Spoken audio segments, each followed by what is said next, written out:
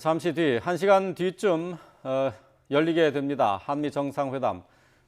유엔 총회 참석을 위해서 미국 뉴욕을 방문하고 있는 문재인 대통령이 도널드 트럼프 미국 대통령과 한미 정상회담을 열게 됩니다. 네, 오늘 정상회담은 북미 실무협상 재개가 임박한 가운데 열리는 것이어서 비핵화 협상을 어떻게 지원할지에 대한 논의가 있을 것으로 보입니다.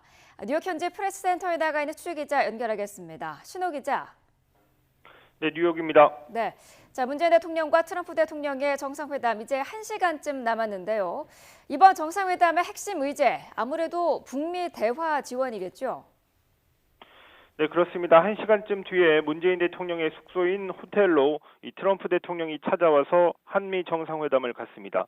오늘 회담은 북미 협상 재개가 임박한 가운데 열리는 것이어서 그 성과에 더 큰 기대가 모아지고 있습니다. 문 대통령은 그동안 한반도 평화 프로세스를 추진하면서 북미 비핵화 대화의 중재자 또는 촉진자 역할을 해왔습니다. 지난해 유엔 총회 참석 때도 트럼프 대통령과 만나서 2차 북미 정상회담과 종전선언의 일정을 논의하는 등 비핵화 대화의 고비고비마다 중요한 과정과 쟁점들을 정리하기도 했습니다. 어제 오전 미국 뉴욕에 도착한 문재인 대통령은 도착 당일에는 특별한 외부 일정을 잡지 않고 한미 정상회담 준비에 집중했습니다. 네, 구체적으로 비핵화 협상과 관련해서 두 정상이 어떤 논의를 할 수 있을까요? 네, 어제 강경화 외교부 장관이 뉴욕에 도착한 직후에 이곳 프레스센터에서 간단하게 브리핑을 했습니다. 이 강 장관은 지금 가장 중요한 것은 북미 실무대화 재개라고 밝혔습니다. 지난 2월 하노이 북미 회담에서 합의가 이루어지지 않은 이유에 대해 이 한미 간에 많은 분석과 공조가 이루어져 왔다고도 설명했습니다.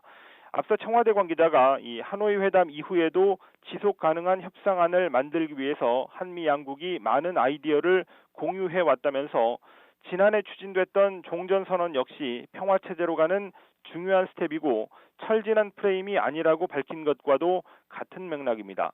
문재인 대통령도 앞서 북미 실무협상을 적극 지원하겠다고 밝혔는데 일단 오늘 이 북한과 미국의 대화 재개를 돕는 것이 첫 번째 목표입니다. 이를 위해서 이 북한의 비핵화 조치와 미국의 상응 조치의 로드맵을 만드는데 진전된 논의가 이루어진다면 더 긍정적인 결과로 평가할 수 있을 것 같습니다.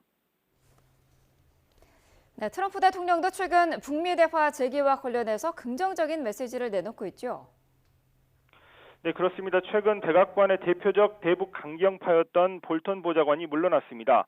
그리고 트럼프 대통령은 새로운 비핵화 해법을 예고하고 있습니다.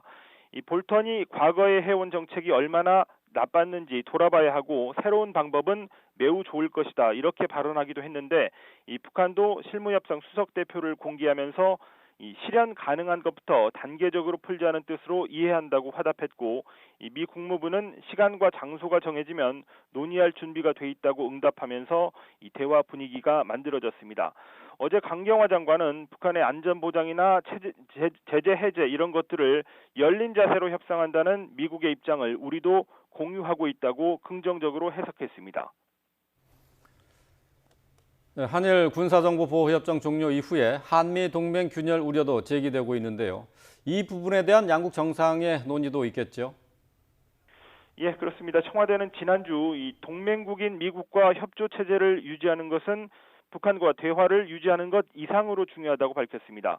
이번 회담에서 동맹 균열 우려를 털어내는 것도 문재인 대통령의 숙제입니다.